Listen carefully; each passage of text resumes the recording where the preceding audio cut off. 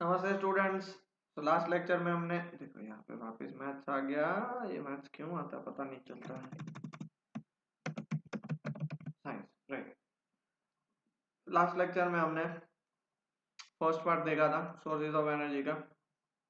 ठीक है, आज हम पार्ट 2 देखने जा रहे हैं। ओके, पार्ट 2 देखने जा रहे हैं। ऑलमोस्ट कॉन्सेप्ट इसमें कट हो चुका है इसलिए चैप्टर बहुत छोटा हो गया। पार्ट 1 में हमने देखा था सोलर कुकर, सोलर सेल और सोलर पैनल्स देखे थे।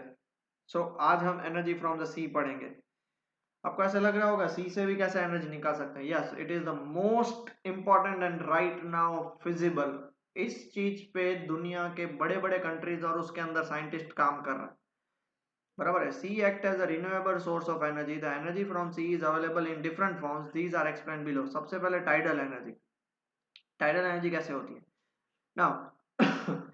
अगर आपको पता हो तो मून जो है ड्यूरिंग न्यू मून मतलब जब अमावस्या जिसको बोलते हैं, तब टाइड जो है वो सी के अंदर चली जाती है। और फुल मून होता है तब सी से बाहर आती है सोर की तरफ। क्यों? बिकॉज ग्रेविटेशनल फोर्स काम करता है इसमें। 9th स्टैंडर्ड में आपने पढ़ा होगा, जितना डिस्टेंस कम होता है ग्रेविटेशनल फोर्स बढ़ जाता है। तो due to the gravitational attraction between moon and the earth, sea water level rises and falls. ठीक है, जैसे मैंने बताया न्यू मून के दिन फॉल होता है और फुल मून के दिन राइज होता है। दस द टाइड्स आर फॉर्म्ड, और इसी के कारण टाइड्स बनते हैं। ओके, वेव्स अलग है, टाइड्स अलग है। प्लीज, वेव्स अलग चीज है, टाइड्स मतलब जो होती है वो अलग चीज है। ठीक है, energy possessed by rising and falling water of tides is known as tidal energy. Tides जो बनते हैं ना उसको, टाइड्स जो है वो ग्रेविटेशनल फोर्स के कारण होते हैं और वेव्स जो है वो विंड्स के कारण होते हैं। The rise of sea water is also called high tide, whereas the fall of sea water is called low tide. The tidal waves in the sea build up and recede, that is rise and falls twice a day. दिन में दो बार ऐसे होते हैं, आगे आते हैं पीछे आते हैं, आगे आते हैं पीछे आते हैं. The enormous movement of water between the high tides and low tides provide a very large source of energy in the coastal area of the world. Coastal area मतलब देखो जैसे हमारा कच्छ है उसकी बात करते तो मांडवी कोस्टल एरिया है, द्वारका कोस्टल एरिया है, वापी वलसाड़ कोस्टल एरिया है, मुंबई कोस्टल एरिया है, गोवा, ये सब। अब होता क्या है देखो, मान लो दिन में जब ये टाइड्स ऐसे जाती है, टाइड्स ऐसे जाती है मतलब पानी आगे ब्लो रहा है। टाइड्स मतलब पानी का फ्लो में हो ना, टाइड्स मतलब पूरा नीचे से ऊपर पानी फ्लो हो रहा है। वेव्स मतलब सिर्फ ऊपर वाला पानी फ्लो हो रहा है। ठीक है, तो उसके कारण क्या होगा, पानी जैसे देखो इसके अंदर जा रहा है, इसके कारण ये टरबाइन रोटेट होगी। टरबाइन रोटेट होगी तो वो जनरेटर के साथ कनेक्टेड होती है, डायनामो के साथ, और वो इलेक्ट्रिसिटी जनरेट करती है। फिर दिन में जब दूसरी बार जब वो पानी बाहर आता है तभी भी टरबाइन रोटेट होगी, भले ऑपोजिट डायरेक्शन में रोटेट होगी, बट हमारा काम है तो टरबाइन रोटेट करना। ठीक है, तभी वापस यहाँ पे डायनामो से इलेक्ट्रिसिटी जनरेट होगी और वो यहाँ पे प्रोड्यूस होगा। The tidal energy can be harnessed by constructing a tidal dam, इसको टाइडल डैम बोलते हैं, across a narrow opening of the sea. Okay, ये टाइडल डैम होता है, वहां पे आप बना सकते हो। ठीक है, तो this is what basically tidal energy is all about. I hope आपको क्लियर हो गया। टाइड जो होती है ड्यू टू अर्थ के ग्रेविटेशन फोर्स के कारण होता है, वो दिन में दो बार ऐसी होती है, आती जाती है। तो उसके कारण क्या होता है,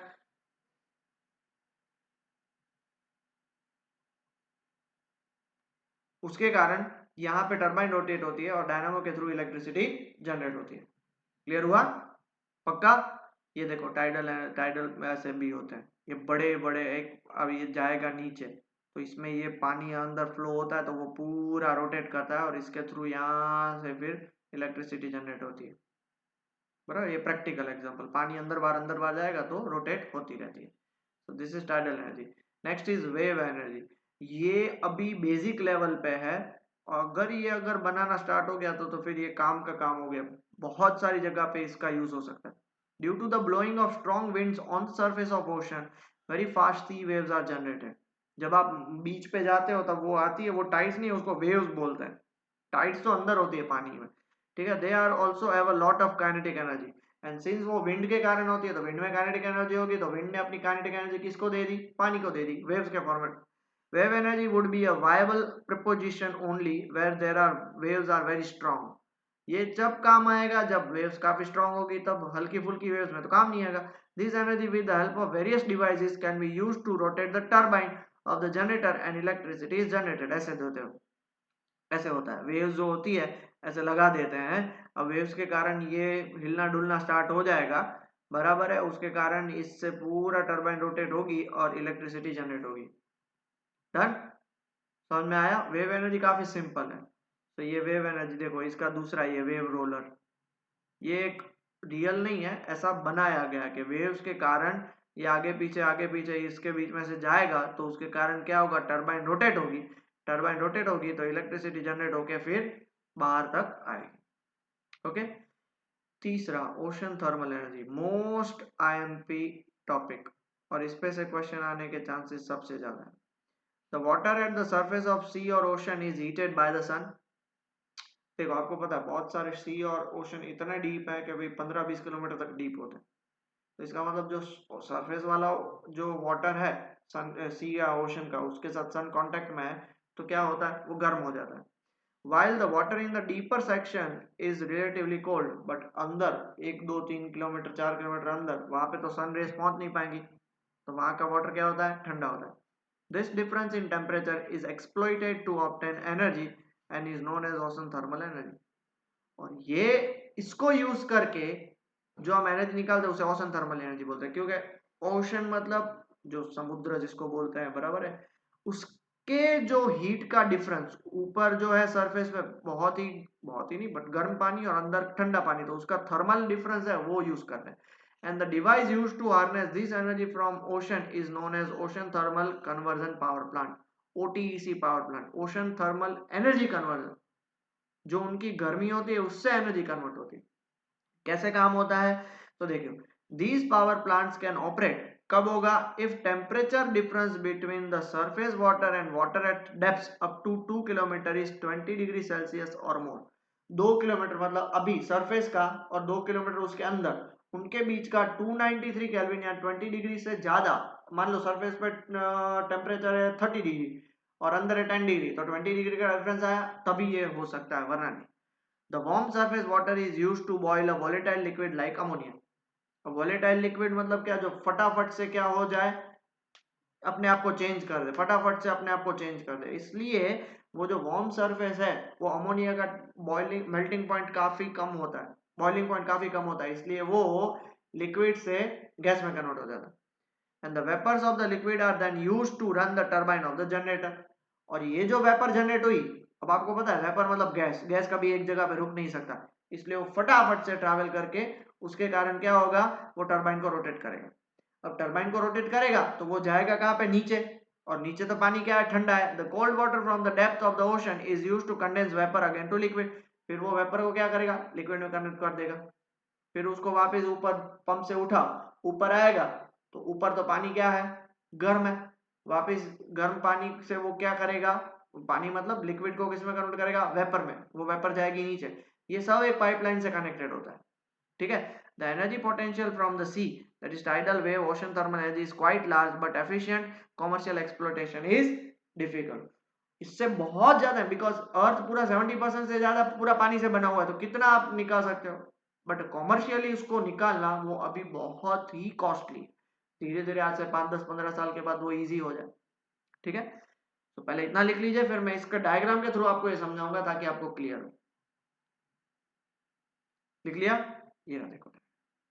अब देखो ये सरफेस है, बराबर है, वार्म सी वाटर, ये रेड पोर्शन मतलब गर्म पानी, ठीक है, रेड पोर्शन मतलब गर्म पानी। अभी देखो पंप के थ्रू, ये पंप के थ्रू ठंडे पानी को, ठंडे लिक्विड को आप ऊपर लेके जाओगे।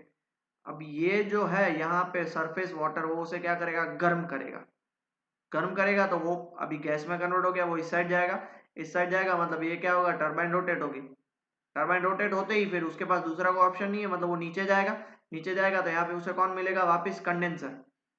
कंडेंसर मतलब क्या होगा, वो पानी को क्या कर देगा, ठंडा कर देगा, वापस वो पानी, पानी मतलब अमोनिया को ठंडा कर देगा, वापस अमोनिया ऊपर गया, क्या करेगा, गर्म होगा। ऐसे वो कंटिन्यूसली चलता रहता है।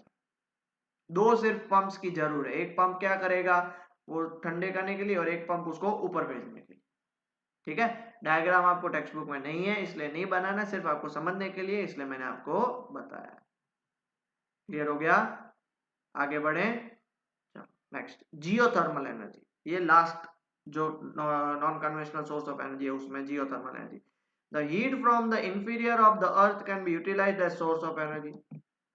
आपको पता है अर्थ का जो कोर है वो बहुत ही गर्म है, तो उसकी जो एनर्जी वो आप यूज कर सकते हो। This can be done under the certain favourable condition that are created by natural processes, और वो अलग अलग प्रोसेस से आप उसको कर सकते हो। This is known as geothermal energy. Geo मतलब अर्थ की थर्मल एनर्जी यूज करना। कैसे होता है? Molten rocks formed in the deeper hot regions of the earth's crust are pushed upward and trapped in certain region due to geological changes. Core के अंदर rocks जो होते हैं वो बहुत गर्म हो जाते हैं, और ड्यू टू, आपको पता है अर्थक्वेक क्यों आता है? क्योंकि प्लेट्स की मूवमेंट होती रहती है, उसके कारण जो मोल्टन रॉक्स है वो थोड़े ऊपर आ जाते हैं, बट वो और ज्यादा ऊपर नहीं आ सकते, तो उधर पड़े रहते हैं, बट वो होते तो गर्म ही है, बराबर है, क्योंकि अर्थ के अंदर है, क्रस्ट के अंदर।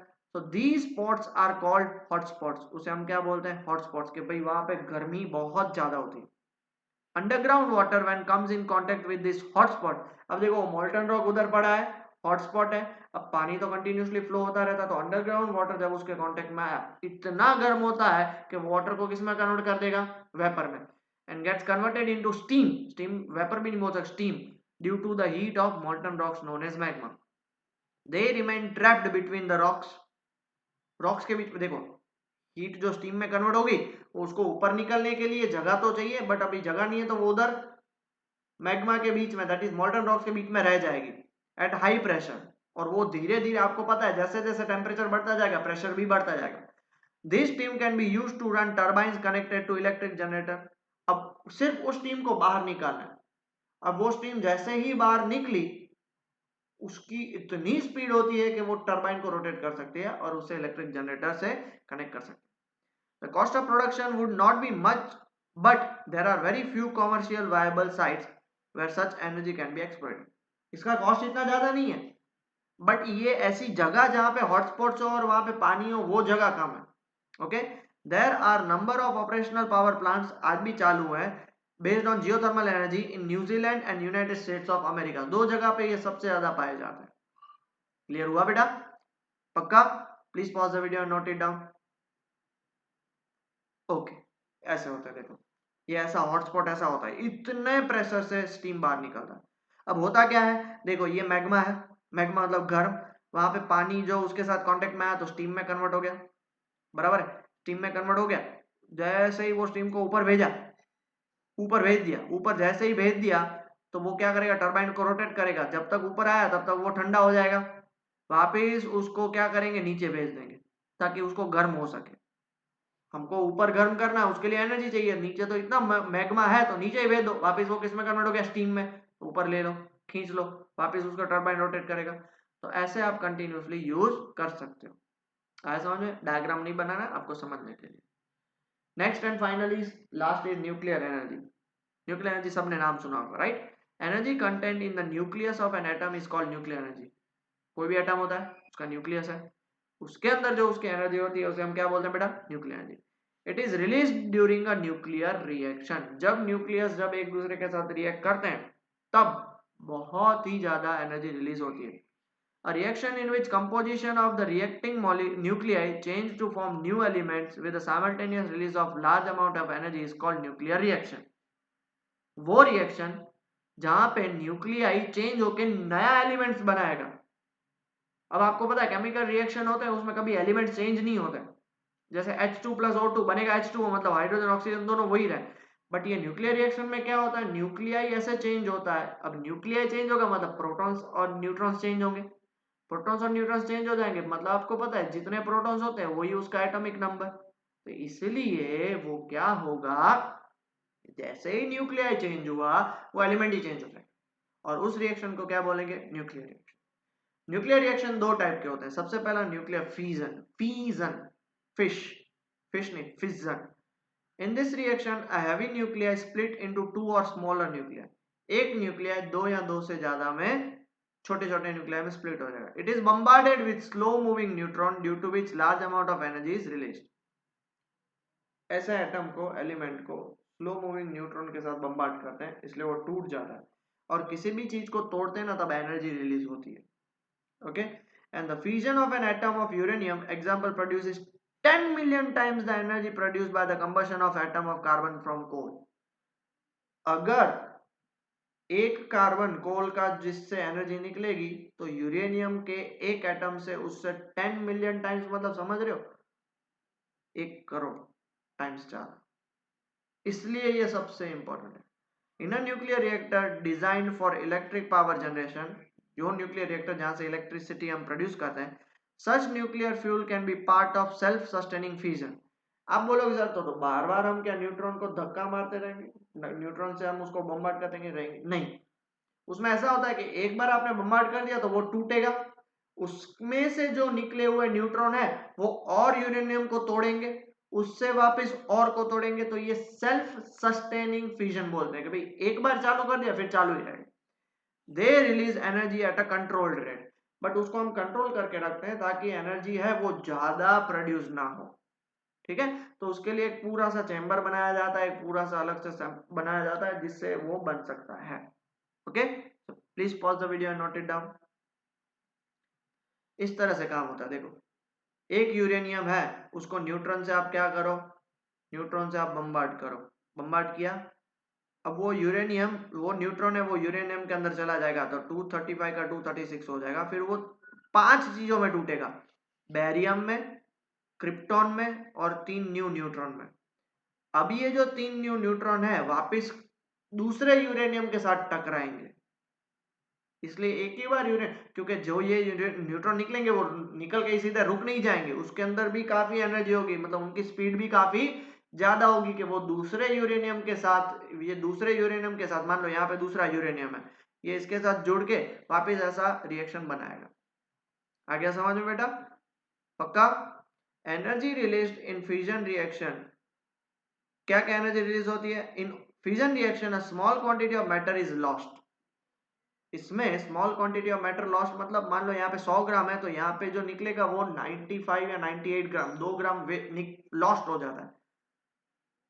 सर ये कैसे पॉसिबल है? Mass can neither be created not be destroyed. हाँ, लॉस्ट क्यों होता है? This lost matter gets converted into energy which is released in any nuclear reaction. और वो जो 2 ग्राम या 3 ग्राम या 4 ग्राम जो लॉस्ट होता है वो एनर्जी के फॉर्मेट में बाहर आता है। इसलिए क्या बोल सकते हैं हम? Energy can neither be created nor be destroyed, mass can neither be created nor be destroyed, उसको सिर्फ कन्वर्ट करना है। ठीक है, the energy obtain due to loss of matter, अब ये जो मैटर लॉस हुआ उसके कारण एनर्जी निकली ना, उसको आइंस्टाइन ने दिया था जिसको हम बोलते हैं E is equal to MC square. Del M मतलब जो मैटर लॉस हुआ वो, और C मतलब स्पीड ऑफ लाइट। ये रिएक्शन है वो सबके मुंह में होता है, E is equal to MC square, सबको पता है, सबसे बेसिक रिएक्शन, बेसिक रिएक्शन ही है, बट ये सब कुछ रिएक्शन यही है, बट सब लोगों को पता है ये रिएक्शन है ऐसा। क्या है वो किसी को नहीं पता था, अब आपको पता चल गया कि भाई ये एनर्जी प्रोड्यूस करता है। M मतलब मास, जो मास यहाँ पे लॉस हुआ उसका। ठीक है, पक्का? ओके, अब देखो ये ऐसा होता है न्यूक्लियर रिएक्टर। अब यहाँ पे कूलिंग टावर है, ये इलेक्ट्रिक जनरेटर है, ये मेन उसका चैम्बर होता है, कंटामिनेंट स्ट्रक्चर, और ये उसका रिएक्टर होता है जहां पे वो यूरेनियम टूटता है सब में। आ गया समझ में? पक्का? क्लियर हो गया? किसी को भी कुछ डाउट? हमको ये पढ़ना नहीं है, आप 12th स्टैंडर्ड में पढ़ोगे, सिर्फ आपको समझाने के लिए बताना। अब दूसरा है nuclear fusion. Nuclear fusion, fission अलग था, फ्यूजन अलग है। फ्यूज होना मतलब जॉइंट होना, फीज मतलब टूटना। A reaction in which two or more lighter nuclei fuse to form heavy nucleus and large amount of energy is release is called nuclear fusion reaction. दो छोटे न्यूक्लियाई मिलकर एक बड़ा बनाएगा और बहुत एनर्जी रिलीज करेगा। न्यूक्लियर फ्यूजन से ज्यादा यहाँ पे एनर्जी रिलीज होती है। तो सर फ्यूजन के लिए क्या क्या जरूरी है? नंबर 1 हाई टेम्परेचर, इतना 4 to 15 मिलियन केल्विन, मतलब 40 लाख से 1.5 लाख डिग्री सेल्सियस तक, 40 लाख से 1.5 करोड़ डिग्री सेल्सियस केल्विन तक। दूसरा हाई प्रेशर 1 मिलियन, मतलब 10 लाख एटमॉस्फेयर प्रेशर तक। आप बोलो सर इतना तो प्रैक्टिकल पॉसिबल ही नहीं है, इतना तो सन के पास भी टेम्परेचर नहीं होता। As this reaction require a very high temperature, therefore they are called thermonuclear reaction. बराबर है? तो कैसे होता है? The cause of high heat energy in the sun is due to the fusion of hydrogen nuclei to form helium nuclei. सन इतना गर्म है उसका रीजन यही है कि भाई दो हाइड्रोजन है वो मिलके फ्यूज होके क्या बनाते हैं, हीलियम, और साथ में एक न्यूट्रॉन को रिलीज करते हैं। Such nuclear fusion reaction are the source of energy in the sun and other stars. अब इतना ही आपके लेवल तक है, आपको इससे ज्यादा कुछ नहीं पढ़ना है, इसलिए दिमाग में ज्यादा स्ट्रेस मत लीजिएगा। क्लियर हो गया बेटा? पक्का? डन। तो ऐसा होता है, देखो एक ड्यूट्रियम एक ट्रिटियम मिलके क्या बनाएगा, एक हीलियम बनाएगा, बराबर है, मिल जाएगा तो ये हीलियम बनाएगा। हीलियम बनाने के साथ एक न्यूट्रॉन रिलीज करता है, कितनी 14.1 MeV mega electron volt energy release करता है। याद रखने की जरूरत नहीं है, सिर्फ समझाने के लिए, एक हाइड्रोजन मिलके क्या बनाएगा, हीलियम और न्यूट्रॉन। ओके, हाइड्रोजन बॉम्ब उसका एग्जांपल है, वो हिरोशिमा नागासाकी पे जो गिरा था। The hydrogen bomb is based on the thermonuclear fusion reaction. ये ऐसा होता है, देखो हाइड्रोजन बॉम्ब, ये अंदर उसके न्यूट्रॉन होते हैं, ये यूरेनियम से बना हुआ होता है, अंदर ये TNT होता है। TNT मतलब वो अभी आपके लिए नहीं समझना है, यूरेनियम अंदर छोटा सा होता है, और ये हैवी हाइड्रोजन लिथियम कैसिंग होता है, लिथियम और हाइड्रोजन इसके अंदर होता है। जैसे ही वो, अब देखो होता क्या है, न्यूट्रॉन इसके साथ टकराएंगे तो ये ज्यादा एनर्जी देगा। अब ज्यादा एनर्जी देगा मतलब वो गर्म होगा, गर्म होगा, इसलिए हाइड्रोजन है वो आपस में एक दूसरे के साथ क्या करेंगे, रिएक्ट करेंगे तो और ज्यादा गर्मी होगी। आया समझ में? इस हाइड्रोजन बॉम्ब की कैपेसिटी 6 किलो टन है, और एक्चुअली नागासाकी पे जो गिरा था वो 21 किलो टन का था। A nuclear bomb based on the fission of uranium or plutonium is placed at the core of the hydrogen bomb. यहाँ पे बना दिया। This nuclear bomb is embedded in a substance which contains deuterium and lithium, जो hydrogen बनाता है, hydrogen है वो। And when the nuclear bomb is detonated मतलब जैसे ही इसको आप छोड़ोगे तो न्यूट्रॉन सब इसके साथ टकराएंगे, then the temperature of this substance is raised to 107 Kelvin in few microseconds। Kilo है 10⁻⁷ किलो, सॉरी ये 10⁻⁷ केल्विन है। इन फ्यू माइक्रोसेकंड मतलब एक सेकंड के आधे से छोटे भाग में वो इतना टेम्परेचर बढ़ जाता है। And the high temperature generate sufficient energy for the light nuclear to fuse, इसलिए वो छोटे छोटे न्यूक्लियर फ्यूज होंगे तो और ज्यादा वो energy, as a devastating amount of energy is release. ठीक है, आपको सिलेबस में भी नहीं है, बट मुझे लगा आपको जनरल नॉलेज के लिए बता दें। होता क्या है, सिंपल सी बात है, यहाँ पे फ्यूजन होता है, उसके कारण एनर्जी जनरेट हुई, वो फ्यूजन के लिए हेल्प करेगी तो और ज्यादा एनर्जी जनरेट होगी। ठीक है, पक्का? और last, hazards of nuclear power generation. अब न्यूक्लियर पावर होगा, उसके हैजार्ड्स भी बहुत होंगे। हैजार्ड्स मतलब वो प्रॉब्लम। सबसे पहला, continuous decaying of radioactive material like uranium into harmful subatomic particle is a big problem. Radioactive होते हैं, रेडिएशंस बहुत निकलते हैं, तो इसके कारण हमारे लिए प्रॉब्लम है। दूसरा, improper nuclear waste storage and disposal में लीड टू एनवायरमेंटल कंटामिनेशन। एक बार यूज हो गया तो उसके अंदर देखो, इसमें क्या होता है, यूरेनियम यूज हो गया तो फिर निकाल देते हैं, तो उसके अंदर रेडियो एक्टिविटी तो रहती है। अगर उसको आप अच्छी तरह से उसको डिस्पोज नहीं करोगे तो आपके लिए प्रॉब्लम हो जाएगा। क्या प्रॉब्लम हो जाएगा भाई, कि उसके कारण आपको रेडिएशन और कंटामिनेशन का बहुत प्रॉब्लम हो जाएगा। तीसरा, there is also risk of nuclear accident, बहुत सारे हो चुके हैं, मूवीज में तो बहुत सारे बताते हैं, जिसके कारण और लीकेज ऑफ रेडिएशन हो सकता है। Due to all above factors large scale of nuclear energy is prohibited, इसलिए इंडिया में इतना यूज वो नहीं करते। फिर भी इंडिया में है, तारापुर महाराष्ट्र में, राणा प्रताप सागर राजस्थान में, कलपक्कम तमिलनाडु में, नरोडा उत्तर प्रदेश में, ककरापर गुजरात में, काइगा कर्नाटका में। एंड इनकी कैपेसिटी हमारी जितनी, हम जितना इंडिया में यूज करते हैं उससे 3% से भी लेस है, बराबर है। बट अमेरिका जितने और बहुत ही ज्यादा एडवांस्ड होते हैं वो 30% अपना एनर्जी इससे ही यूज करता है। ओके, क्लियर हुआ? Pause the video and note it down, ये क्वेश्चन बहुत ही इंपॉर्टेंट है और ये सारे एक एक मार्क्स में आएंगे। So environmental consequences, environmental consequences का मतलब क्या होगा? We have seen that the exploitation of any energy source is cause harm to the environment and its balance. कोई भी एनर्जी को आप एक्सप्लॉइट करोगे, एक्सप्लॉइट करना मतलब वो आपको बैलेंस, एनवायरमेंट को डैमेज कर ही रहे हैं। However, the degree of damage caused by the non-conventional source of energy is very less compared to fossil fuel. अब जैसे देखो, हम ocean thermal energy, tidal energy, wind energy, nuclear energy वो लेंगे, वो फॉसिल फ्यूल के कंपैरिजन में बहुत ही कम, ज्यादा बहुत ही कम डैमेज करते हैं। Hence it becomes the moral responsibility of every common man on earth to look up to the cleanest possible source of energy. इसलिए हम बने उतना cleanest source of energy ढूंढने की ट्राई करें कि हम यूज कर सकें. The environmental consequences of the increasing demand of energy are as follows. But आपको जानते हो कि दिन पर दिन एनर्जी की रिक्वायरमेंट बढ़ती जा रही है, कमी नहीं हो रही. तो उसके एनवायरमेंट में कंसिक्वेंसेस मतलब एनवायरमेंट में क्या इफेक्ट होगा. पहला, combustion of fossil fuel is producing acid rain and damaging plants, soil and aquatic life. Acid rain होती है, फॉसिल फ्यूल्स देखो बर्न करोगे वो सारे एनवायरमेंट में घूमते रहेंगे, उसके कारण जब बारिश गिरती है उसके साथ वो रिएक्ट करके एसिड रेन प्रोड्यूस करेंगे. ठीक है. दूसरा, the burning of fossil fuels is increasing the amount of greenhouse gases like carbon dioxide in the atmosphere. और फॉसिल फ्यूल सबसे ज्यादा कार्बन डाइऑक्साइड रिलीज करता है और वो ग्रीन हाउस गैस है, जिसके कारण ग्लोबल वार्मिंग होता है. तीसरा, cutting down of trees from forest for obtaining firewood is also causing soil erosion. ये सब पता है ना. चौथा, construction of hydro power plant is disturbing ecological balance.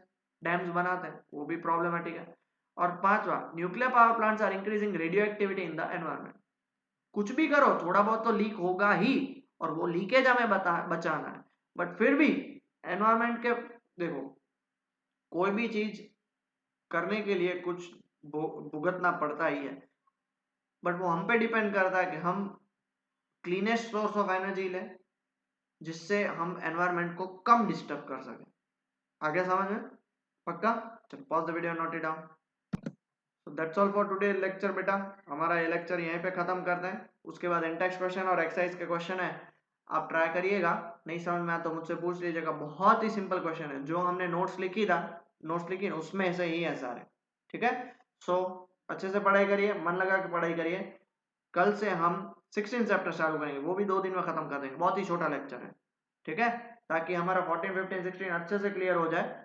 और ये तीनों के 3 चैप्टर बहुत ही स्कोरिंग है. तो मेरी आपसे रिक्वेस्ट रहेगी कि अच्छे से पढ़ाई करिए. ठीक है. Till then study well and take care बेटा.